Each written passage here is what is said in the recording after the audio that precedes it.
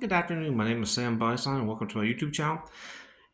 Yeah, this afternoon, nice, snowy, cold, windy day here in south central Pennsylvania, Susquehanna Valley. Wind's out there whipping pretty good through the middle town, coming off the Susquehanna River, blowing down the town outside the building here. So yeah, no, this is a perfect time to do inside projects. I turned around and took this project on about a year ago in this room. Yeah, we got about 47 years worth of glut on the property, and we're going through and everything's getting scrutinized. Everything's going through and being sorted, separated, thrown away, discarded, scrapped. Everything's getting scrutinized, and that way we have an inventory of exactly what we have here on the property. Then we'll go ahead and put on an Excel spreadsheet, put it in our computer system. Then we'll go ahead and have it in our phones. But yeah, this is all part of cleaning up the property. And this room here was set up years ago for a machine shop room, but it really never materialized. It became a collect-all room, so to speak. So I have a silent video about 2 years ago when I first came in this room. I did, and I'll upload that video sometime and actually show what this room looked like. Actually, these two rooms. So yeah, there's another room right back here with the signs hanging. But yeah, it was real bad. It's amazing how people just don't care. It's amazing how people just never ask any questions. They just walk away from things, and I think it's just a human nature to do that. So in the process at work, our company at work, they pretty well live by 5S program. And I heard about that before, about 5S. And 5S stands for sort, separate, sustain, and shine. And then just keep after everything. That's the sustain part. Yes, that's the 4 S's out of the 5 S's. You have to look online here to see what the 5th S is. But yeah, anyhow, no, that full circle was made to, when you have a company like this, you want to make sure you know where everything's at. Everything's kept clean, tidy.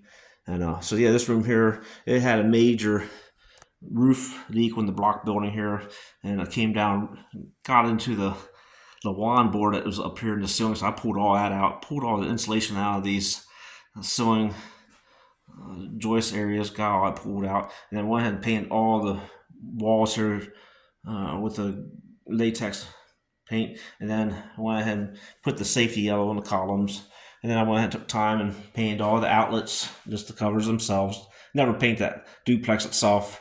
Never do that. I always just take that cover plate off and paint that. But yeah, so we have our big lathe here. It runs great. I just got to take it outside and clean it up one day and just paint it real nice. And then we have our bandsaw here.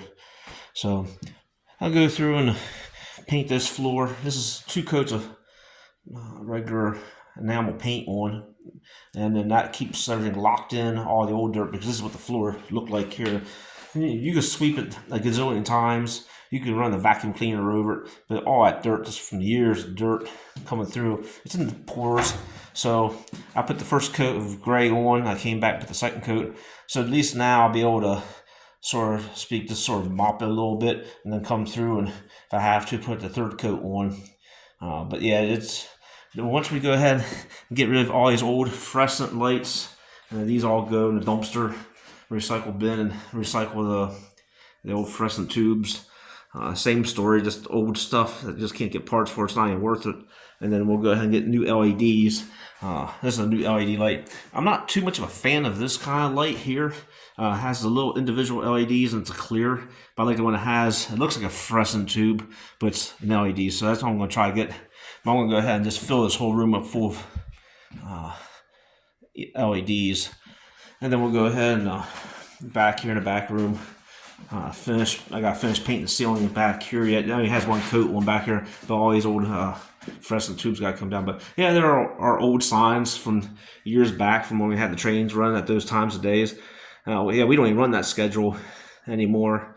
When I worked here the first time back in 1999, I worked here from 96 to 2000, and that was the old schedule that we used to run. So yeah, we'll go through the whole property here. Everything's going to get cleaned up. Everything is going to be sorted.